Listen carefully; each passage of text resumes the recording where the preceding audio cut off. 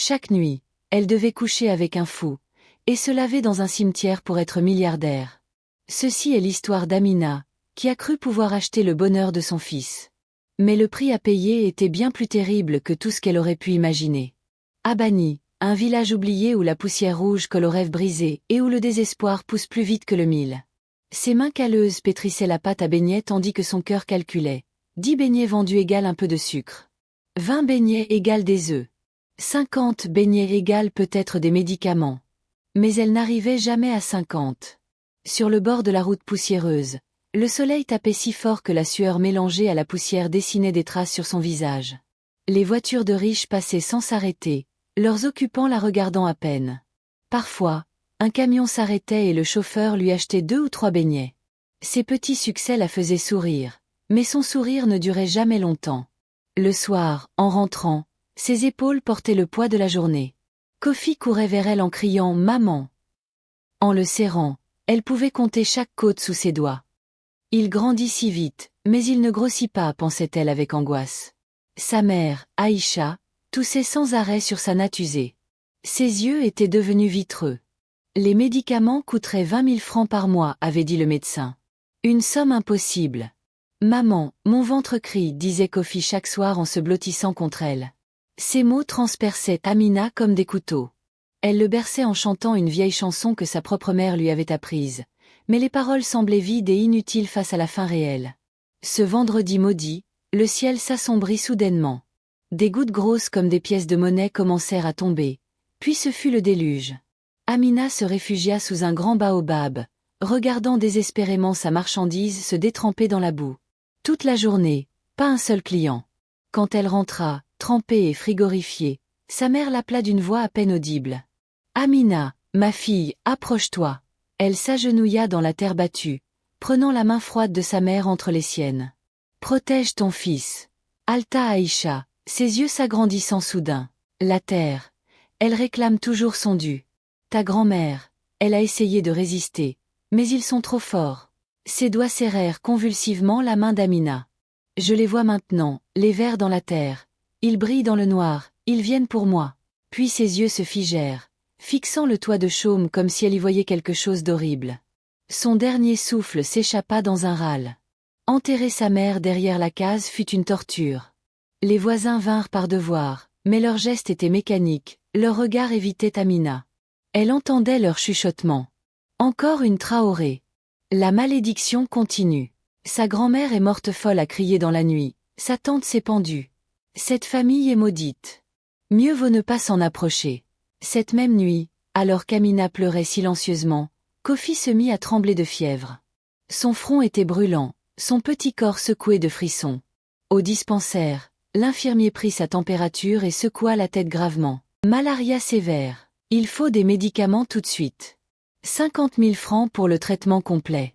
Le chiffre résonna dans la tête d'Amina comme une condamnation. Elle n'avait même pas 1000 francs. De retour à la case, elle s'effondra près de son fils. La boue colla à sa robe, mais elle ne sentait plus rien.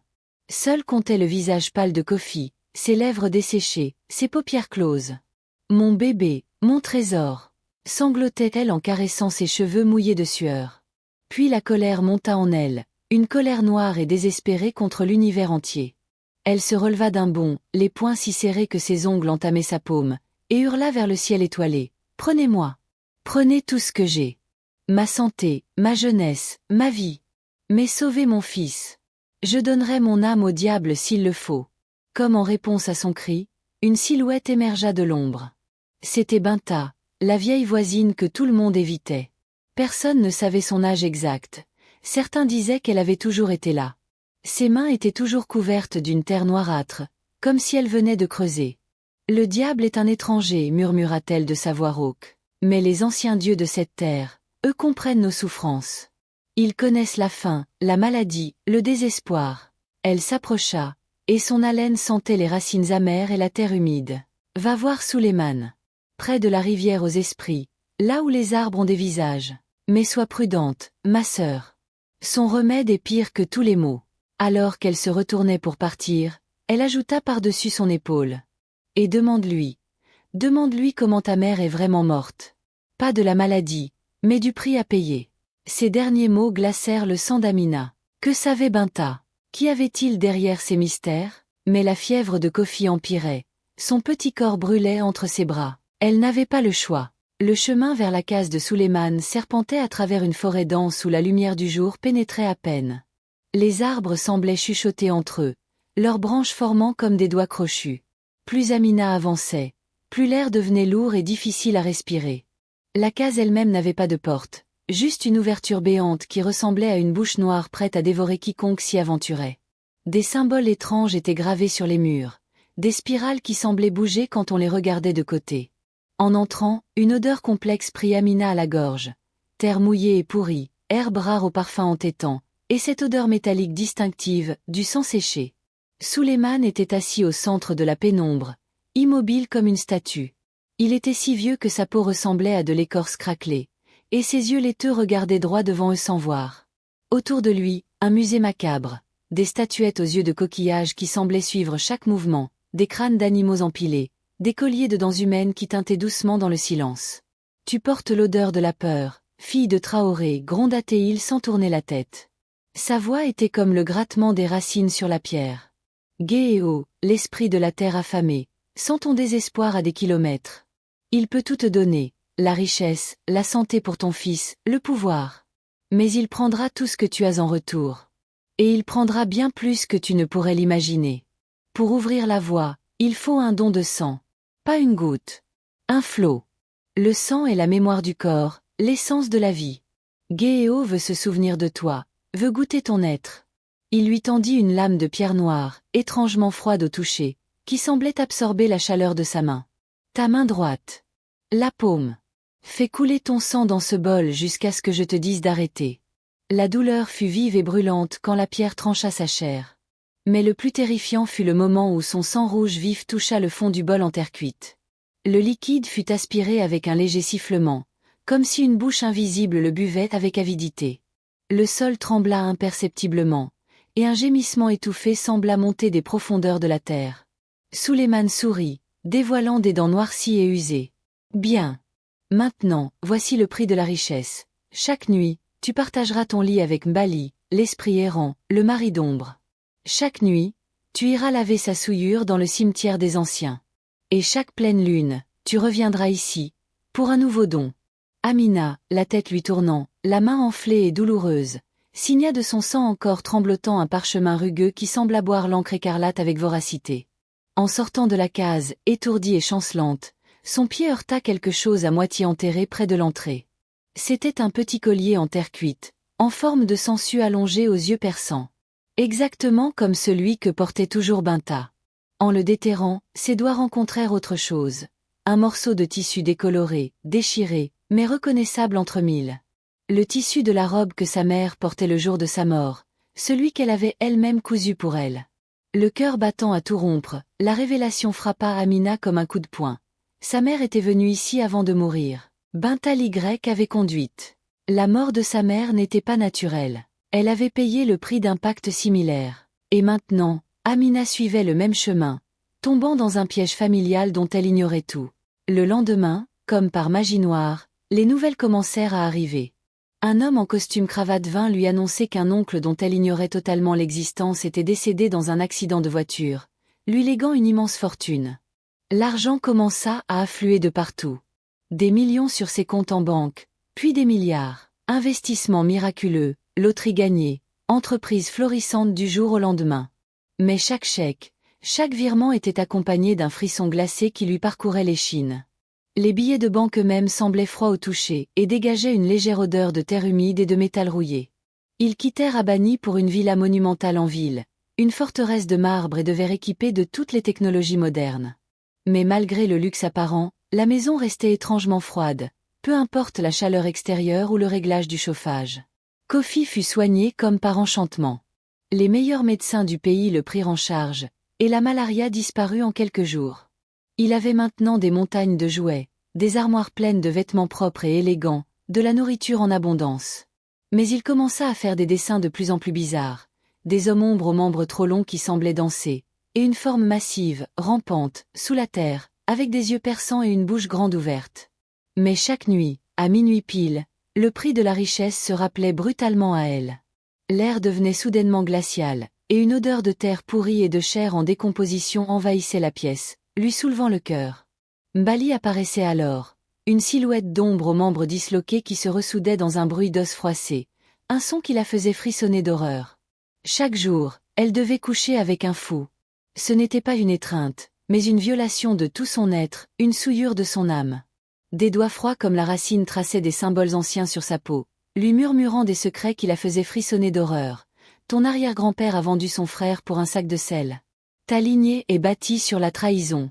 Ta mère a refusé de me donner ton frère mort-né. Alors Géo l'a prise. Parfois, pris d'une rage soudaine, il lacérait les draps de soie ou brisait un meuble précieux, riant de son rire de hyène quand Amina se recroquevillait de terreur, impuissante. Le deuxième sacrifice. Le bain des morts. Elle devait se laver la nuit dans un cimetière pour être milliardaire. À 3 heures du matin, épuisée et le corps couvert de bleus invisibles, elle se rendait au cimetière des anciens. L'air y était si silencieux qu'on entendait battre son propre cœur affolé. Un tambour de panique dans le silence de mort. Sous la lune froide qui la regardait avec indifférence, elle devait se laver entièrement avec l'eau d'une jarre spécifique. Une jarre qui, elle le remarqua avec un frisson, portait les mêmes symboles de verre que la case de Suleiman. L'eau, en touchant sa peau, devenait noire et visqueuse, comme si elle arrachait la folie de Mbali, comme si elle lavait non pas la saleté, mais l'essence même de l'horreur. Un soir, elle vit une forme spectrale s'approcher, l'esprit d'une jeune femme morte en couche, son visage déformé par une éternelle souffrance, qui tendit une main translucide pour toucher l'eau souillée qui ruisselait de son bras. Au contact, le spectre émit un gémissement si chargé de douleur qu'Amina sentit son propre cœur se serrer, comme si elle volait la paix des morts. Elle n'était pas seule. Les morts assistaient à sa purification, spectateurs silencieux de son calvaire. Et elle comprit, avec une terreur grandissante, qu'elle se lavait non pas de la souillure, mais qu'elle déversait dans le cimetière, nourrissant les esprits avec les restes de Mbali, les empoisonnant de sa propre détresse. Le troisième sacrifice. La pleine lune sanglante. Chaque mois, le cœur lourd, elle retournait voir Suleiman. Le don devenait de plus en plus exigeant, de plus en plus personnel. D'abord du sang, puis une mèche de cheveux de Kofi, un lien d'amour, puis un de ses dessins d'enfant, un fragment de son innocence. Un soir, Suleiman exigea une photo d'elle et de Kofi riant, un souvenir précieux qu'elle chérissait particulièrement. Géo aime les souvenirs joyeux, dit-il en léchant ses lèvres gercées, une lueur perverse dans le regard. Ils ont un goût plus riche, plus sucré. Géo se rapproche, disait le vieil homme, ses yeux laiteux brillant d'une excitation malsaine alors qu'il observait la photo disparaître dans les ombres. Il aime le goût de ton sacrifice. Bientôt, il voudra goûter à la source, à l'innocence même. Kofi, maintenant adolescent, changeait imperceptiblement mais sûrement. Maman, tu sens le froid, disait-il, reculant quand elle tentait de l'embrasser, son regard fuyant. Et la nuit, j'entends des pleurs dans le couloir. Et des grattements sous mon lit, comme si quelque chose voulait entrer. Il avait des cauchemars récurrents où une dame de terre venait lui chuchoter des choses, des secrets anciens qui le terrifiaient. Les objets dans la maison commencèrent à se déplacer seuls, comme poussés par une main invisible. Les miroirs refusaient parfois de refléter son image, ou pire, montraient une silhouette décharnée et famélique derrière elle, une femme qui ressemblait à son ancienne elle, errant dans la poussière d'Abani, un spectre de son passé. Et Mbali devenait de plus en plus présent, plus tangible. Un matin, elle trouva l'empreinte boueuse d'un pied déformé sur le parquet immaculé, une preuve tangible de son passage. Suleiman apparut un soir à sa porte, chose qu'il n'avait jamais faite auparavant. Il semblait plus jeune, sa peau moins ridée, comme rajeunie par les souffrances qu'il infligeait. Géo est impressionné. Mais il veut plus. Il veut un lien plus profond avec ta lignée. Il veut goûter à l'innocence de ton fils. Juste une nuit. Une seule étreinte. En échange, votre fortune sera éternelle. Vous ne manquerez plus jamais de rien. Amina recula, horrifiée, son cœur battant la chamade. Jamais, s'écria-t-elle, la voix tremblante d'indignation et de peur. Prenez tout mon argent. Prenez ma vie. Mais pas lui. Pas mon fils. Trop tard, rugit le vieil homme, et pour la première fois, elle vit une lueur de peur dans ses yeux laiteux, comme si lui-même redoutait la colère de Géo. Le pacte est scellé dans le sang. Tu n'es pas la première. Ta mère a refusé, elle aussi. Regarde ce qui lui est arrivé. Ou tu donnes ton fils pour une nuit, ou Géo reprend tout. Et quand il reprend, Il ne laisse que des cendres et des os oubliés. Le néant. Cette nuit-là, Mbali apparut plus tôt, plus massif, plus réel que jamais. Son ombre avait une densité nouvelle, une présence physique qui faisait plier la lumière et vriller l'esprit. Il se dirigea non pas vers la chambre d'Amina, mais vers celle de Kofi, son intention maléfique claire comme de l'eau de roche. Non. Cela, elle ne le permettrait jamais.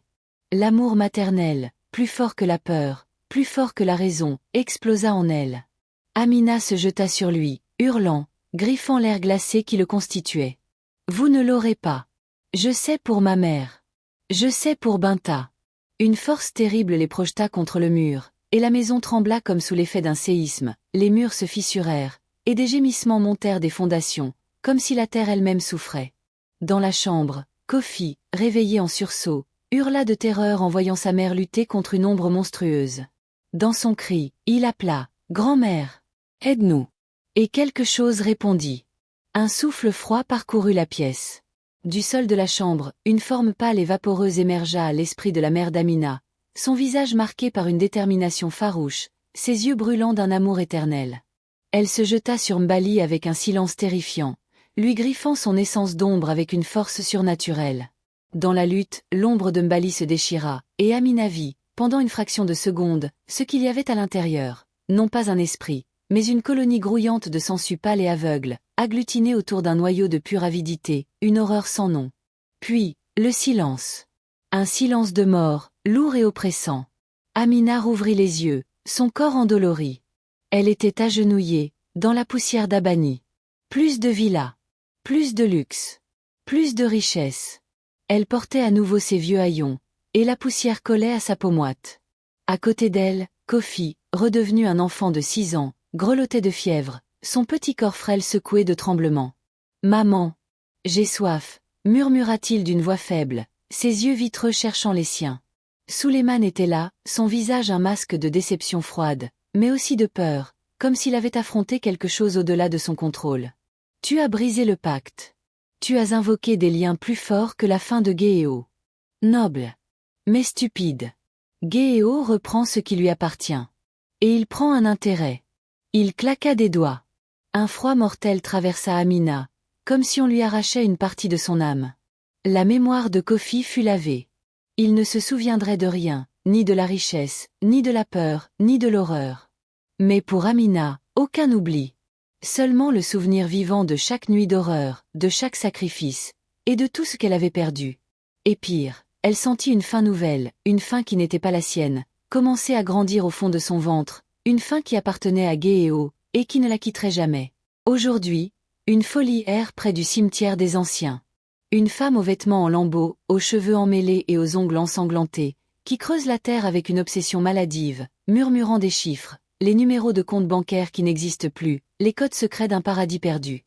Parfois, elle s'arrête et regarde, non pas les enfants, mais le ventre des jeunes femmes du village, avec une terreur et une convoitise mêlées, comme si elle y voyait l'avenir sombre qui les attend. « Ne vends jamais ton rire contre de l'or, balbutie-t-elle à quiconque passe, sa voix rauque et brisée.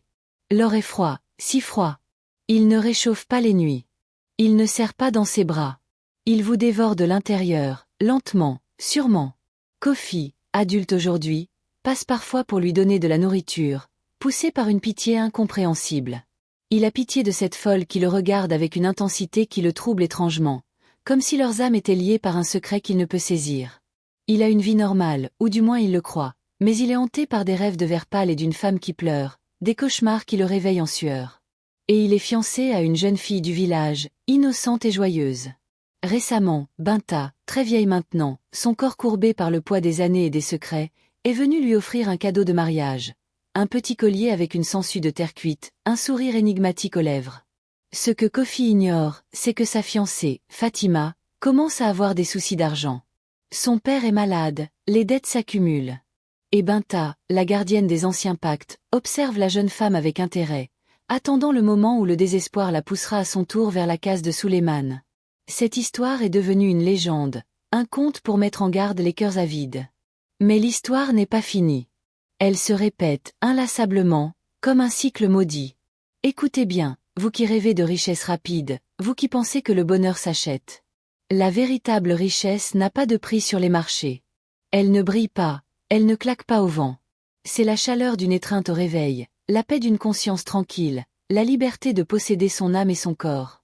Certains pactes vous offrent le monde, mais en échange, ils vous volent votre humanité et ensemencent votre lignée d'une faim qui ne mourra jamais, un héritage empoisonné qui se transmet de génération en génération. Et une fois votre humanité perdue, même tout l'or de la terre ne peut combler le vide béant qu'elle laisse derrière elle. Un vide qui crie, qui supplie, qui se souvient. Partagez ce récit. Parlez-en à ceux que vous aimez, à ceux que vous voulez protéger. Peut-être qu'il empêchera une autre âme égarée de signer un pacte dont on ne revient jamais intact.